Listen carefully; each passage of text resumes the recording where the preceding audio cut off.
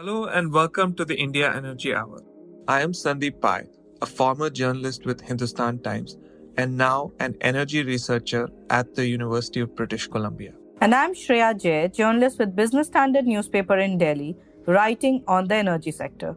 Together, we are really excited to co host a new podcast on India's energy transition, the India Energy Hour. This podcast is hosted by 101 Reporters, an innovative news agency that connects grassroots reporters and media houses to bring out untold stories. The show is produced by Tejas Dayan and Sagar of 101 Reporters.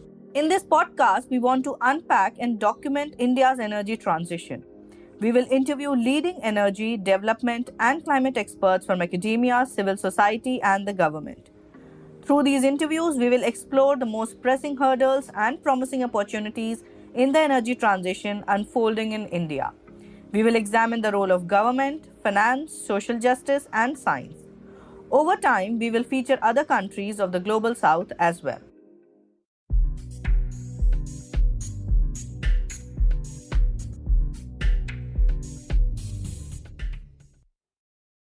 India's solar manufacturing industry has seen only lows in the past decade when solar energy came to the fore in the country. On one side, there were cheap Chinese imports eating into the domestic market, and then there were multiple policy flip flops. It is now that the sector is having its moment in the sun, with big names venturing into it, from Adani to Reliance Industries. Even the government seems to be offering a steady policy environment and several SOPs. To talk about the journey of the sector and what awaits in the future, we talked with Gyanesh Chaudhary, founder and managing director Vikram Solar. Vikram Solar, based in Kolkata, was one of the foremost manufacturers in the Indian solar industry and now claims to be the largest. Gyanesh, who founded the company, comes from a manufacturing lineage and started Vikram Solar 15 years ago. The company opened a unit in Chennai recently. Welcome to the show, Mr. Chaudhary. Thank you so much for joining the podcast. Manufacturing is something I think about quite a lot. And so it's really a delight to have you on the podcast. Thank you so much once again for joining. Thanks, Sandeep. It's quite a pleasure to interact with you and all of the ideas on fossil and renewables all put together. It makes such an interesting conversation. And I can't thank Shreya enough for organizing this. So thank you. So let's start this conversation with you. Thanks again for joining us. You have had a very interesting journey till yet. You started this company when solar manufacturing was at a very nascent stage in this country, and you came into manufacturing when all other second generation businessmen were going towards solar IPPs and everything. And your family business is into textile and manufacturing. You have mentioned in the past that manufacturing is the core that you wanted to keep. But how did you get interested in solar? Where did you study? What kind of influence your family business has? Can you tell us your pre-launch, pre-Vikram solar journey to us, please? Oh, how far back do you want me to know? It could get a little boring, but I think I have to start by saying that I'm the youngest of 5 siblings. So I always had this bone to pick with my parents that I always got everything last, and even last of their love, And literally, my sister is 13 years older to me, and she's literally, brought me up. Her name is Pratibha, while my mom was busy with, the other kids. Today the younger sibling always gets the most attention. In olden days, I think. When I was growing up, I was kind of like, okay, if everyone's grown up fine, then he's also going to turn out okay. I think all through my life, I was in Calcutta. There was this point when my brother went to boarding all through and through. So there was a point when I was going to be shipped off, and then my grandmother threw a fit that, if you send him, then you'll have to send me to a old age home also. And then that ticked off my father, and we never ended up sending me to boarding school. And that, I think, was a bit of a change maker for me, because after that on, I had to kind of take on a lot of my own decisions with respect to what I want to do in terms of academics and other things. I was never an A grade student, average at best. I was less sporty, more on, reading and more on art and other things. But what I realized very early is that creativity can manifest in many ways, and there's no one way that it can be done, whether it is art or whether it is music or whether it is business even. Um, One fun fact is that me and my father share the same date of birth. So, how many father and son duo that you can say happy birthday and same to you to each other, right? But more than that, I think I realized that I live with him. So, and more often than not, I realized that we have the same entrepreneurial flair. And it manifested in so many ways which were so similar. Our journeys were quite similar with respect to business and getting into our careers and everything. He was a first generation entrepreneur and started from, we had huge businesses at the village, but he was the one who moved to the cities and created the whole presence for himself and the whole family. And I think in some sorts, solar gave me that platform. How it all started has been a little bit of an interesting journey. I think I can very well say, and I'm always very particular about mentioning this, that I am just an average, business management graduate. Neither am I an engineer, and neither am I a chartered accountant. And both of these, at least at my time, were held in very high esteem. So simple management graduate, didn't matter. So that was my father always wanted me to do chartered accountancy, like all Marwadi, families.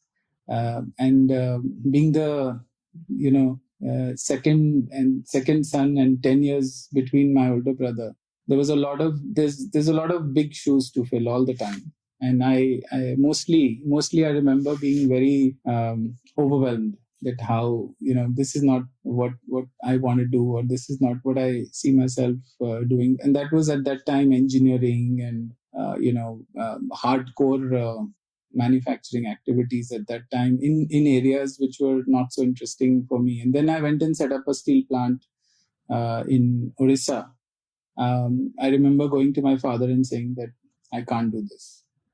I can't see myself doing this for the rest of my life. So we sold that business very in the right time. And that's when solar was something that came up. Actually, the idea was my father's. And there's another story behind this. My grandfather always was very principled in his own way, and he laid down certain foundations for us as diktats or as mandates. And one such mandate was that there are certain businesses that you will do, and there are certain businesses that you will never do. What we would never do is businesses that deal with animal husbandry, poultry, fishery, alcohol, cigarettes, anything that's not good for the human body or is not commensurate to our Hindu culture. And what you could do is things that enhance human value, enhance human life, are positive for the environment, and life and longevity for flora and fauna. So when solar came along, it just fell right into this bracket. And it was I remember having this conversation with my father saying that there is so much that we're already doing. Do we need something else to do? And my father said that, why not have a look at it? That was it. That gave me a lot of confidence. And then after that, I spent the next year going all around the world, exploring, the whole space, figuring out what technology, who are the movers and shakers, what is the ecosystem, and what could be our possible, entry mode. And this was in, I think, 2005 or six probably. And then we decided to set up a solar module manufacturing, and the first product came out in 2008.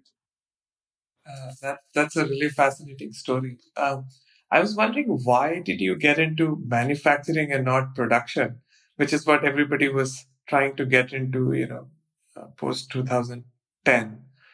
So why manufacturing and not, the power production of solar?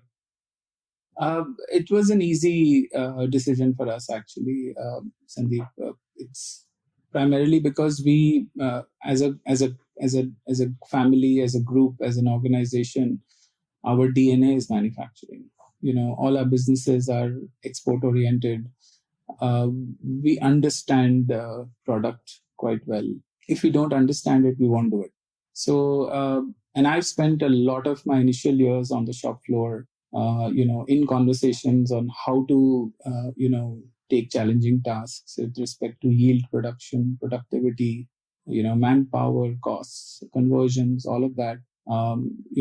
Like in any other, Marwari family business household, our dinner table conversations either used to be Urdu poetry or, plant, which is a very weird combination, but that's how it was.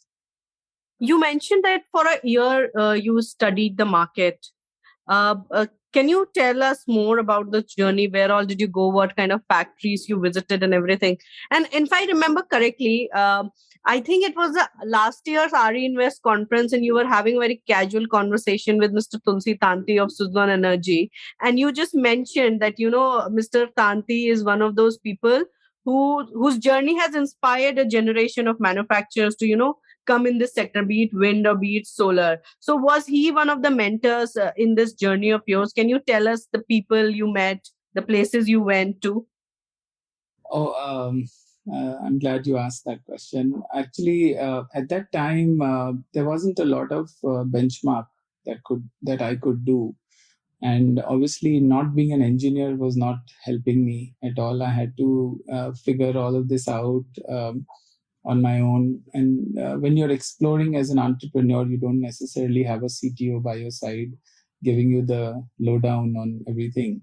So this was all to be done and, to be kind of explored independently. So in 2007, was the first ever Intersolar Munich. And that's where I went. I remember I decided pretty last minute, and the hotel room I got was worse than a shoebox. And, I broke my leg trying to get out of bed and go to the washroom. That's how bad it was. Because the walls were coming in. So I remember, these were the interesting days where at the Intersolar, it was today the Intersolar, the last it happened in 2019, there were probably 14 or 15 halls. And a Munich Messe hall is the size of 5 football fields. So, and in that year, which was the first Intersolar, it was less than a quarter of a hall, single hall. So that's how tiny it was. So everybody knew everybody, and everyone was looking at this as a golden startup opportunity, just quite like how hydrogen is today.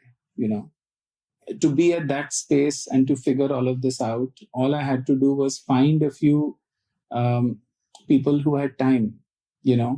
So I went from booth to booth, and the person who would stand idle without having anyone to talk to, I would go talk to them. And then if they had more than 15 minutes to spend, then I would sit down with them with a coffee. And then I would spend another 4 hours with them. I did that for 5 days.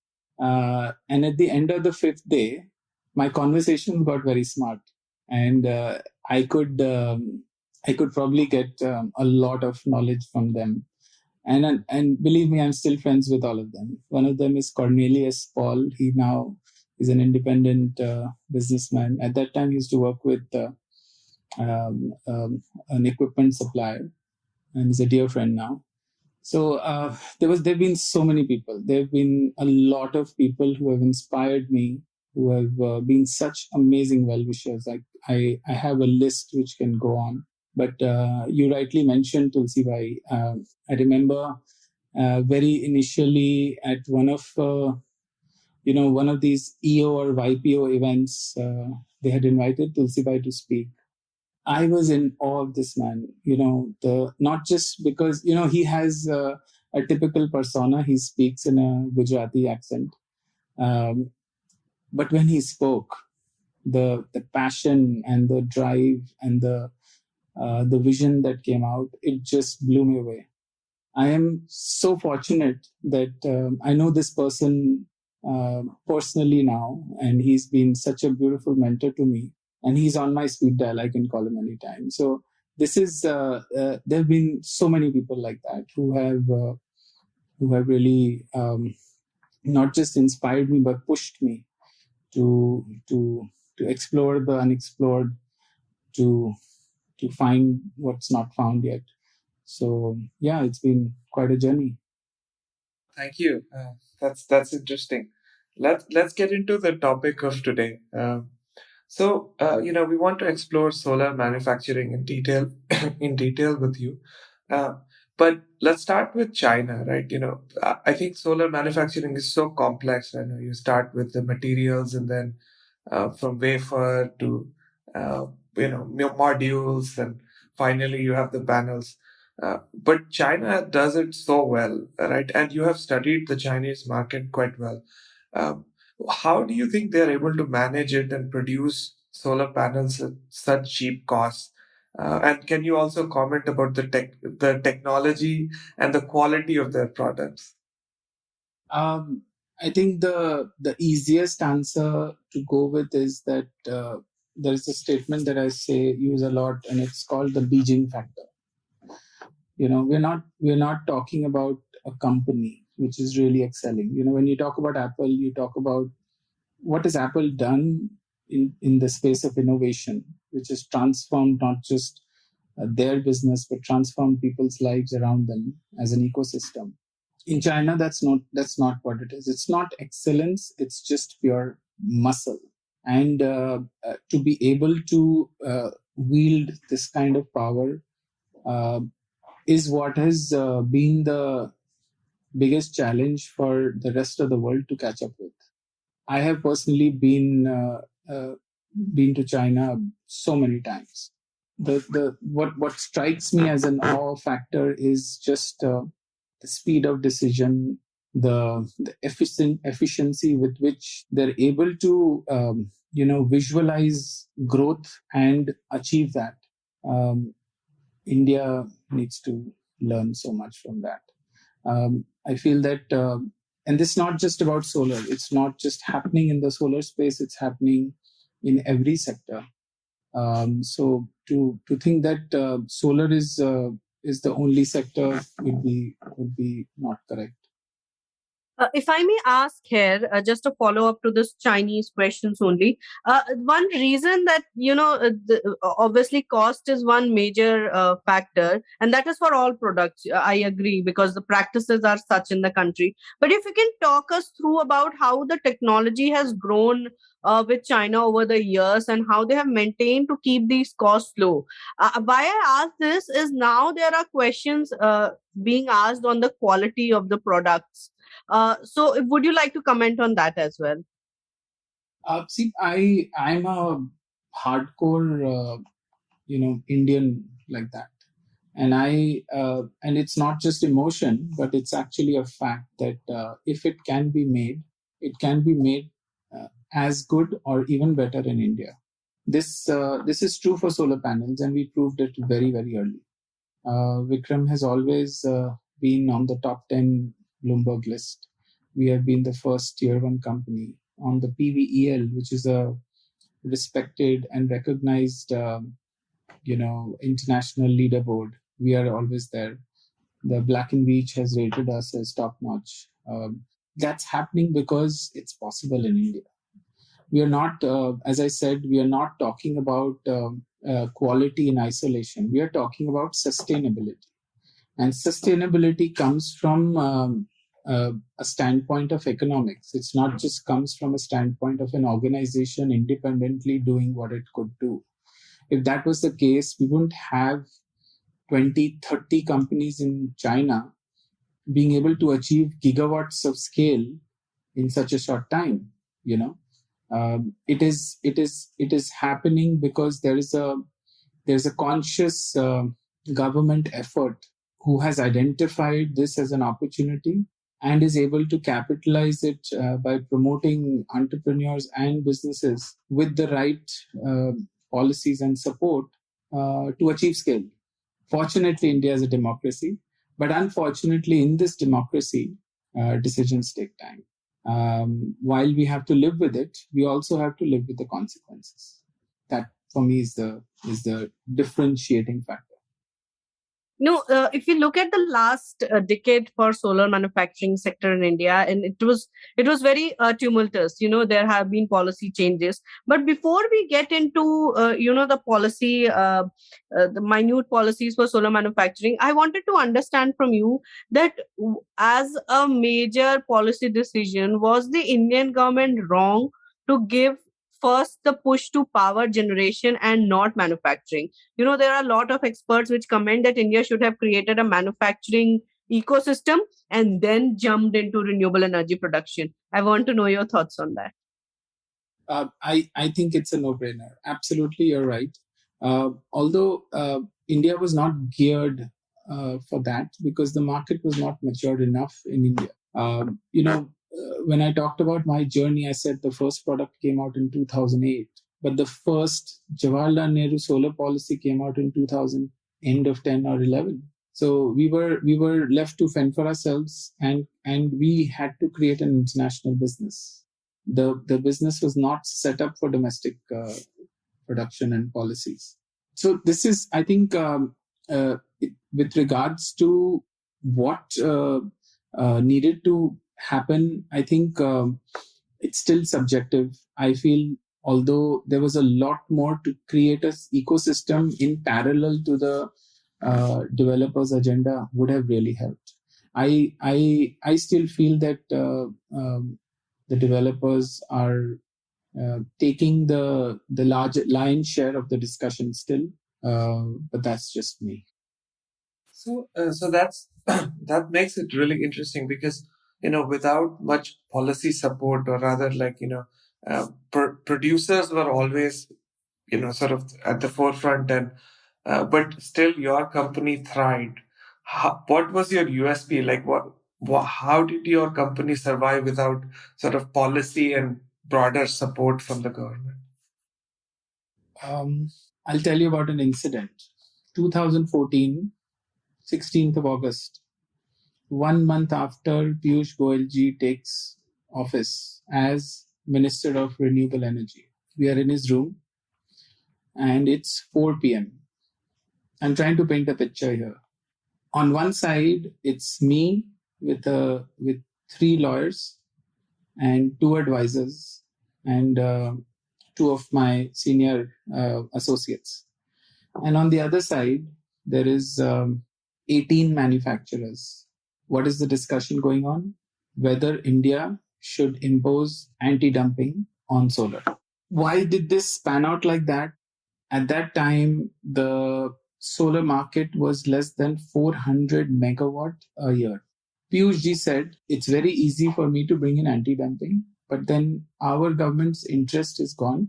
We will move on to other things. Solar is not going to be on the agenda.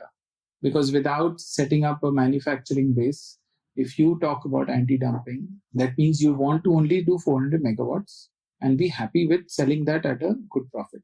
I understood this very clearly. But manufacturers like, at that time, who were they? Indo Solar, Moser Bear, whoever were they. The whole conversation was around we have made all of these investments and we are not able to sustain. We are expensive because our cost of capital is much higher. How is government going to support us? Piyush got an urgent call because Parliament was in session, and he said, "I'm coming back, but till we decide, we are not going to leave here." Do you know what time he came back? At 9 p.m. Do you know what time we left that room? 12 a.m. So that was my first real experience of a minister at the government driving change. And I have to tell you, I was amazed. I truly saw, leadership and stewardship at that time, who are keen to support manufacturers, but also not let loose of the larger goal of setting up a base to create an industry, which you can actually call an industry today, and we can do that, right? Phenomenal, phenomenal experience that was. So coming back to policies, the kind of policies that were talked about and laid out at that time, Piyush said that, okay, we will bring in domestic content, we will bring in support for domestic manufacturers and be able to take this forward. And that's exactly what happened. We got domestic content projects over the years, which supported the domestic manufacturers, whoever could, produce good quality product, produce efficient product.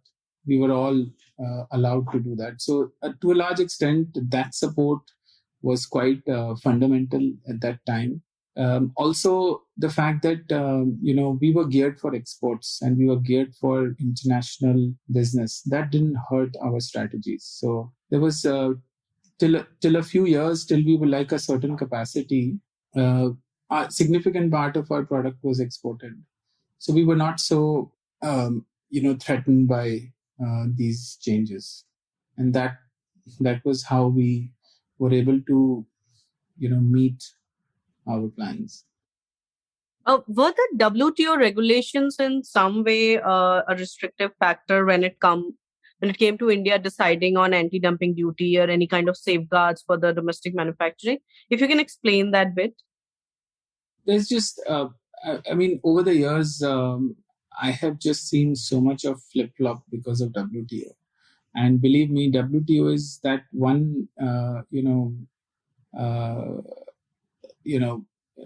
do I say it? In my mind, if I was like a 5-year-old, I would think WTO as this tyrant ruler who does not listen to the world and does what is good for it. That's that's the picture that I always painted for WTO, and especially when India is concerned, because we all know how China deals with WTO and how flippant they are with their strategies. But with India, when it comes to India, it has been rather consistently disappointing. When US tried to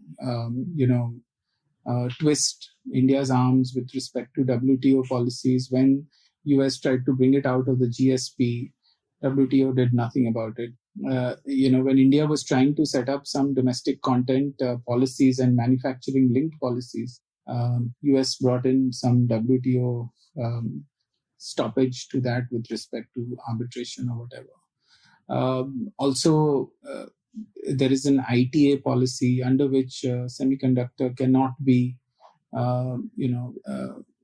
we cannot put duties on semiconductor because India in the previous regime had signed an IT agreement. So there's been a lot of hurdles, let me tell you, which somehow China does not have. So it hasn't been easy for even the Indian government to do things, fair and square and be able to support manufacturers straight out in the open. That's great. That's a great answer for my next question. So how do you compare sort of India and China with regards to access to finance, capital, government SOPs, and if we can think about this in the last 2 decades, and if you have sort of this distinction, that'd be great. And how did it change, or did it change over like UPA governments and now NDA government? if there's any comparative understanding of this. See, I always get asked, what have you done as a sector to have the Prime Minister as your brand ambassador? I'm sure you guys must have also felt this. I honestly got asked this a few times, that what are you guys doing that the Prime Minister is promoting your sector?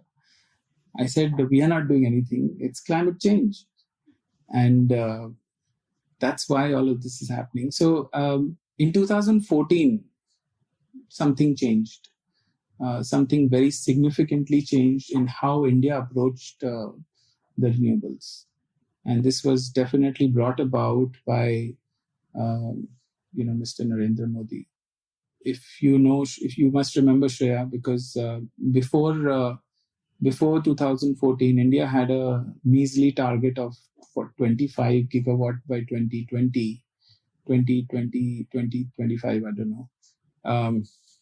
But it come 2014, this was quadrupled 200 gigawatt. And then 2 years, it was quadrupled again to 400 gigawatt or 450.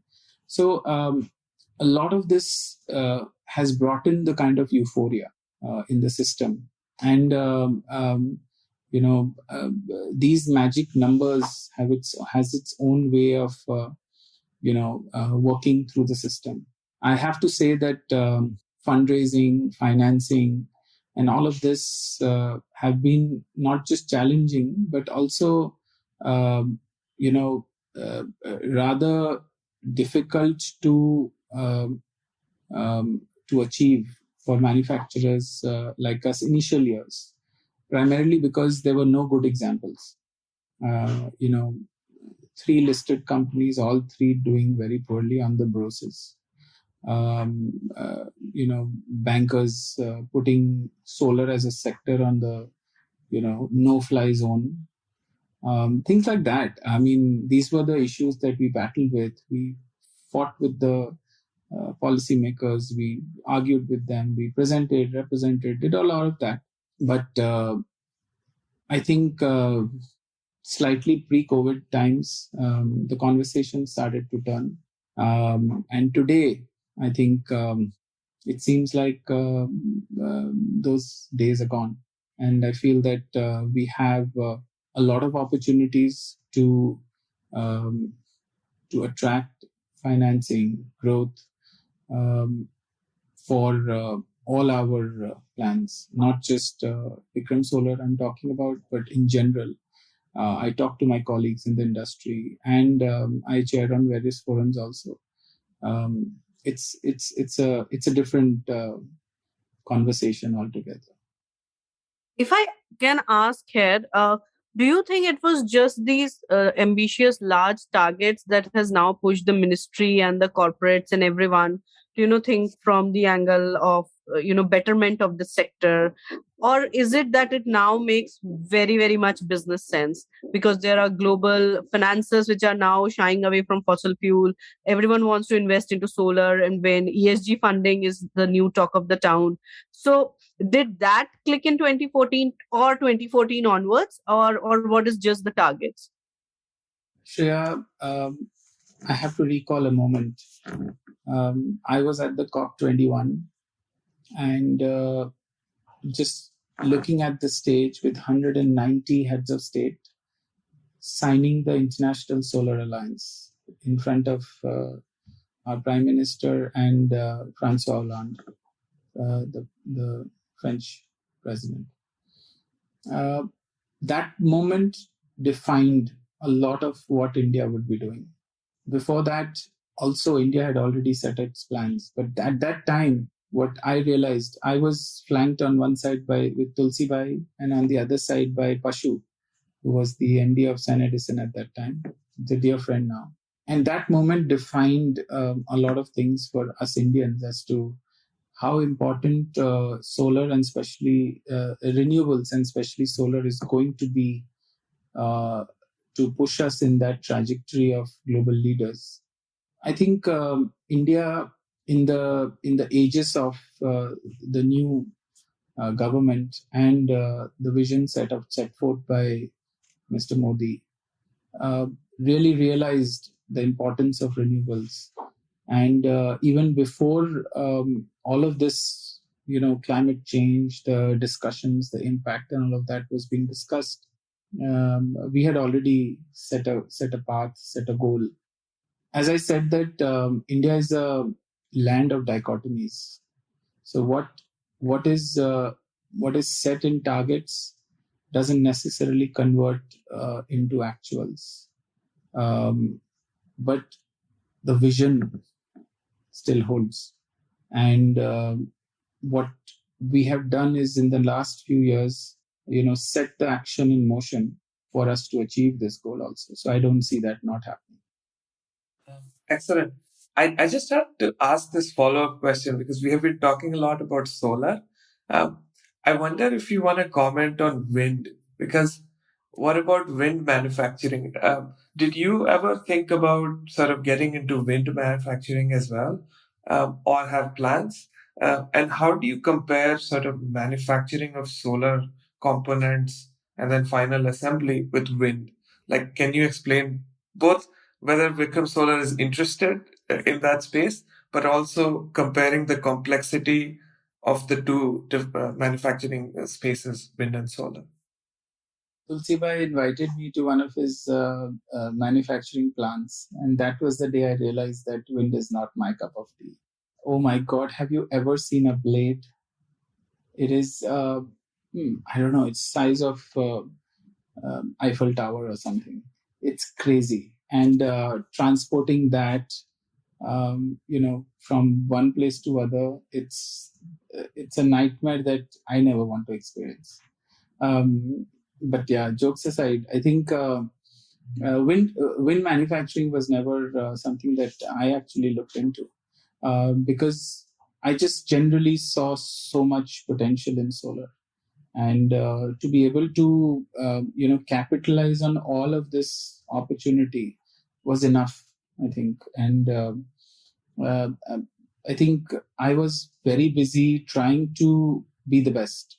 I am trying to be as humble as I can, but We have talked a lot about the post 2014 era. Now I want to go back to pre 2014. I'll tell you why. Pre 2014, since 2010, if I can say, or 2008, 2010, when all this action plan on climate change was launched, and we had the solar mission, wind manufacturing was always there in the country, and but we could never decide on how to support, what to support. Manufacturing started, and then companies started leaving this sector. And I think I would like to stick my neck out here and say that those years were responsible for India missing the bus on manufacturing. You tell me, what do you think of that? And do you think that now there are, with the significant change that has happened now in the last 5-6 years, that will change the whole stance on manufacturing? see, when in government you have businessmen, what will they do? They will want to maximize the return, right? Sometimes in a capitalist society that works, but in a socialist environment or in a democratic environment, it falls flat. I think India suffered from that a little bit. I still remember, I won't take the name, but one of the ministers came out and said that LED is currently 400 rupees. We will make it 80 rupees. They managed to do that, but at what cost? Today, India is barely an LED assembly country. All the components are imported. We have never been able to set up a manufacturing here. So, with that example, I'm sure you know where I'm going with this. It's been a very big miss to be able to achieve cost versus scale. I think India as a country has definitely missed the bus with respect to setting up large ecosystems for sustainable manufacturing. I still think it's not late. We can still catch up, but there needs to be phenomenal activity around it. Good, you mentioned about the cost factor, and I've been wanting to ask you this. Since the time this sector has risen, be it both solar and in the recent 2017, even wind, there's this rush to touch a low tariff, which is good. It makes headlines. And investors get interested in that. And by investors, I mean mostly project developers. And during the same time that the tariff was falling, is the same time that a lot of global companies came in, and if you look at data, that is also the time a lot of imports also went up in this country, solar imports. Do you think this idea is feasible, that, even the government tries to push the idea of lowering the tariff as much as possible, and then suddenly an Andhra Pradesh happened which says, no, it is not as low as that particular state. Then someone bids 2 and then someone says, no, I wanted 1.5. And then I think that the biggest harm that could happen is to manufacturing, because you cannot match that kind of cost. So if you can tell me how this tariff wars impact manufacturing. I think more than the tariff wars, it is the precedence that is being set by this reverse auction business. I think, typically when government tenders would come out, whether it is for generation or whether it is for, product, whether it is transmission towers being bought by power grid or inverters being brought by, NTPC, there was a single bid process where you needed to meet criterias and you put in your bid, and the lowest bid won. What has happened in the solar sector is that some of the smart people in the system have figured out that why not squeeze the last drop of blood. But that's essentially that has driven this industry to the ground. It's been a sort of a war of pride, that why are we not winning this bid, or why don't we have a portfolio. Whereas when we see that across the board, not just in India but globally, if you see that whoever were the largest 3 years, 4 years, 5 years ago don't exist today. If this is not a cue for governments and policymakers to take stock of the situation, create sustainability in the process, then I don't know what is. Although, prices lowering helps everyone, it doesn't harm anyone. I have to say that when renewable prices came to, grid parity, we were all overjoyed. I thought that, that solar being affordable is a great thing. But then when we saw that we are going 10% below grid parity, 20% below grid parity, 30% below grid parity, it became a scenario where, this is a race to the bottom. And when you are at the bottom, how is it helping anybody? Are we purely doing renewables as a CSR project? Then you just need to invest 2% of your profitability and then everybody should be happy. But is that what the government wants? No. They want successful, profitable businesses who can sustainably develop, set up, manufacture, and grow this business for a larger purpose. I think for that, we need to stop reverse auction completely. That's great. I agree that I think you have to create an ecosystem, right? You can't just have things in isolation and then do so many flip flops. But let's talk about Vikram Solar. You export as well as you provide equipment to local producers. What is your sort of big picture vision going forward? Are you going to continue to export? Or would domestic market be your priority? I know that you're setting up a new plant. Congratulations in Tamil Nadu. So I was wondering, would exports be your sort of big vision, going forward, or the domestic market, or a combination of both? I think exports itself is a very, very important piece of what we do, and it will continue to do that. It's not just it's not about profitability or revenue, which certainly is a piece of the puzzle. but it's more about being able to benchmark ourselves against the best. And that's what we have always reveled in as Vikram. It's been an important position to have as the largest exporter of solar panels in India. And I think given a choice, we will probably have a substantial portfolio in the export mix. Great. Uh, so my next question is, now many conglomerates are entering this business, right? Reliance, even Coal India, PSUs like Coal India and others are also entering. GAIL has finally woken up to solar manufacturing. Exactly. So does this change the whole dynamic of the sector, or like how do you see that impacting the whole landscape of solar manufacturing? All I say, and this is not the first time anyone's asking me this. I think Shreya, you asked me this already last week. But all I say to this is, I think more the merrier. It's a big party and everyone's welcome. It's There's so much work that needs to be done. We are behind our appetite, and India as a country is hungry for more. We need more conducive and stable landscape for large manufacturers like us to grow and be able to cater to this huge demand. But also there's enough space for companies like Reliance and others to create and develop their businesses. So I see that I see this as a plus.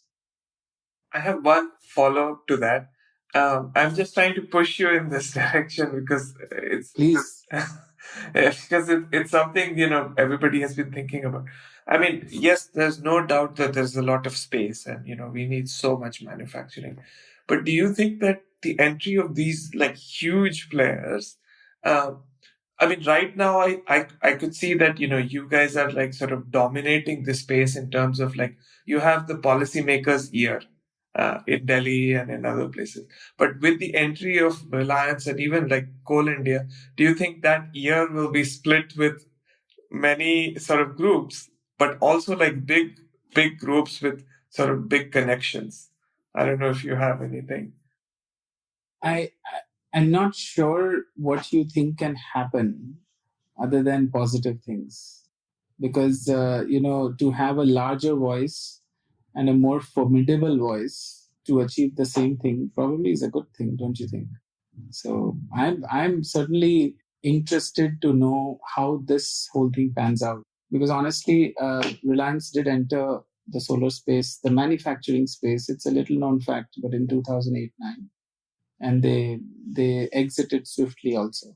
But this time, I think there is a lot of resolve, because the industry is not at a nascent stage and it's fairly mature. So I definitely think there's lots to look forward to.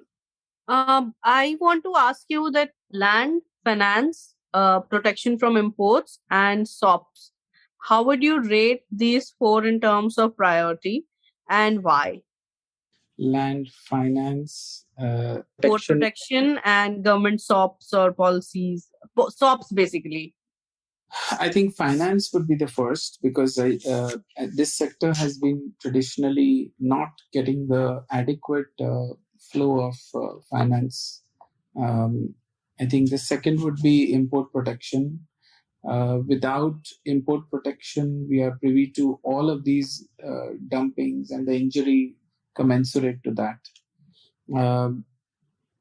Land, absolutely yes, because solar is land hungry.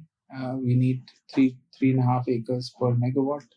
So it's important to have significant land banks and policies to support that. Otherwise, where would our panels go? And the last one is the government SOPs. Because honestly, I feel that any government SOP is more a hurdle than a support, because business happens with that sentiment, but at that speed, which is not so great. It is very interesting that you have rated it the last, given that government has recently come out with a platter of SOPs. There is this production linked incentive scheme, 4,500 crore that has come for solar manufacturing. Then we have announced a basic custom duty on imports as well that will kick in April next year. And there were 2 years of safeguard duty also. And then there is a PLI scheme for battery storage also, which in turn people are expecting will help the renewable energy sector. Are you not excited for all this? I am hitting the ceiling with this, Shreya. But I'm also wary of the fact that when PLI actually sees the light of day, it's already going to be 2 to 3 years.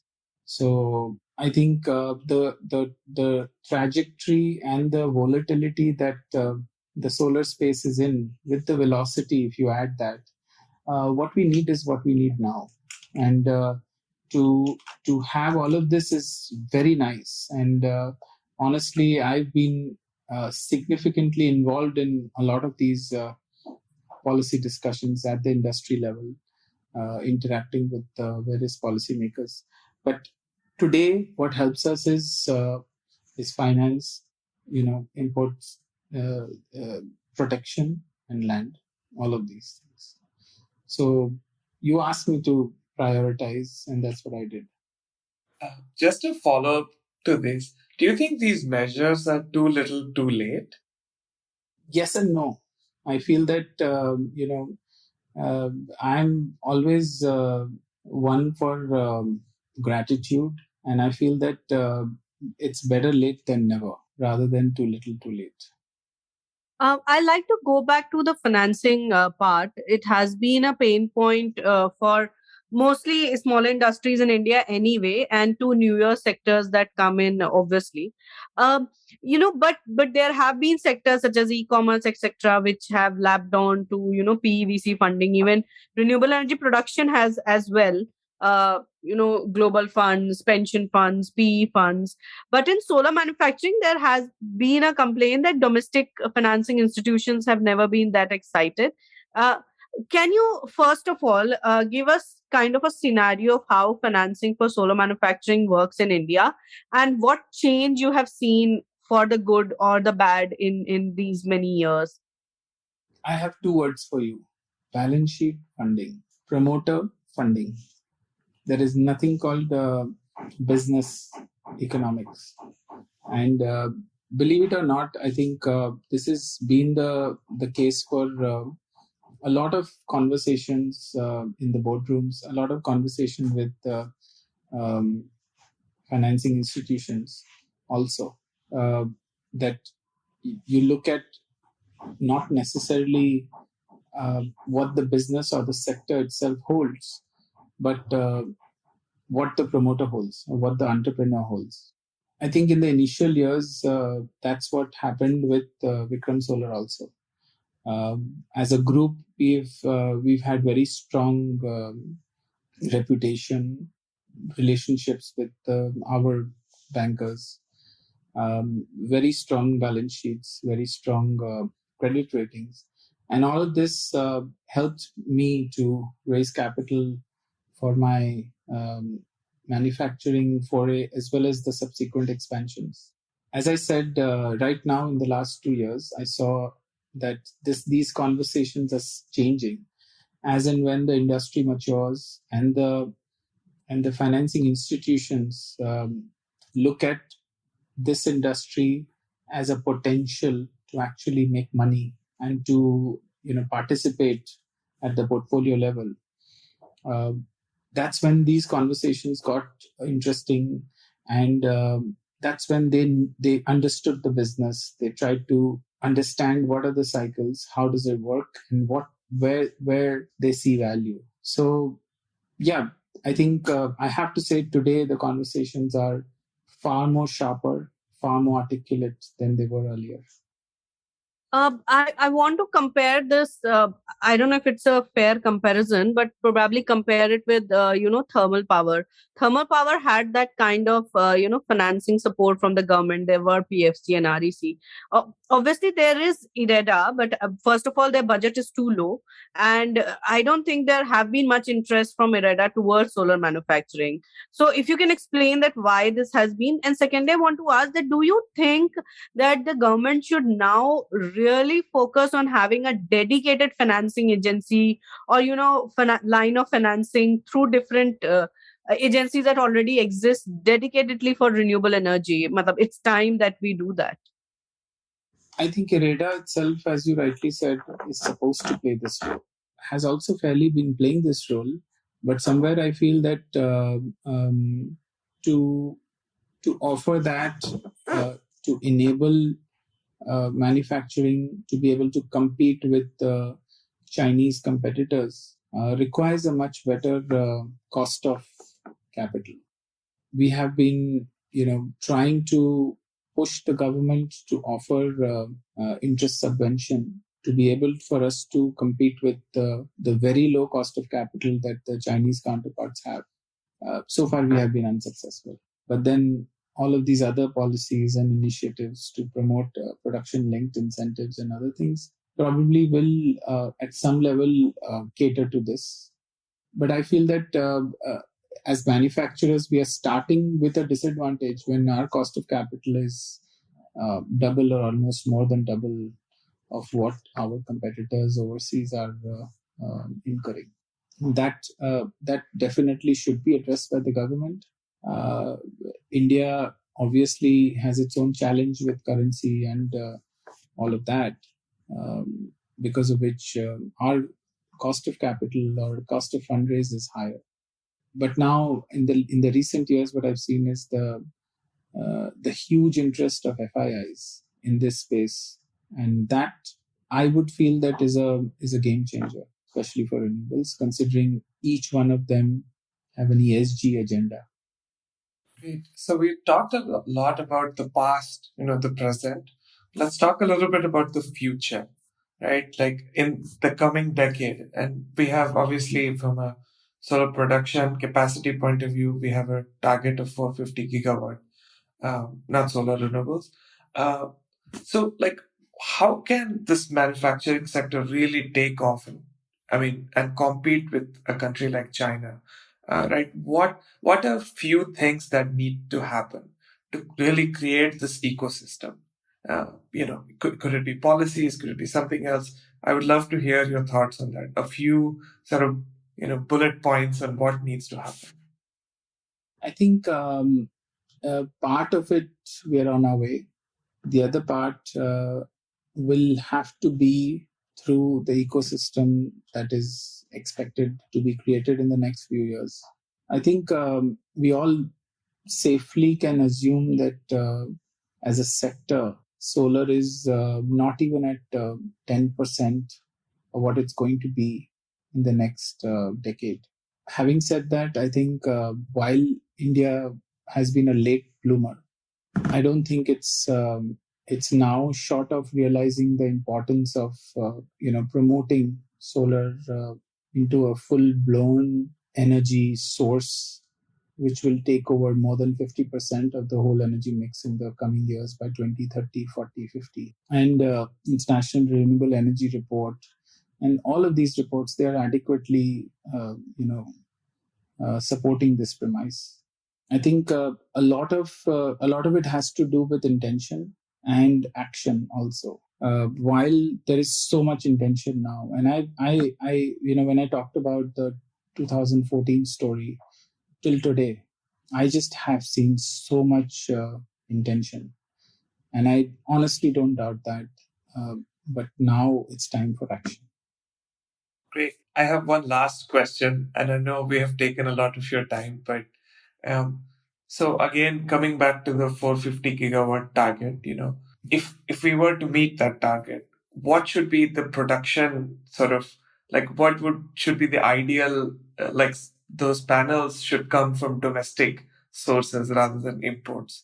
And what do you think should be the vision of or sort of uh, the production that Vikram Solar should provide out of that? So if 450 is the target, like how much should come from domestic sources, and then within that share, how much should Vikram supply ideally?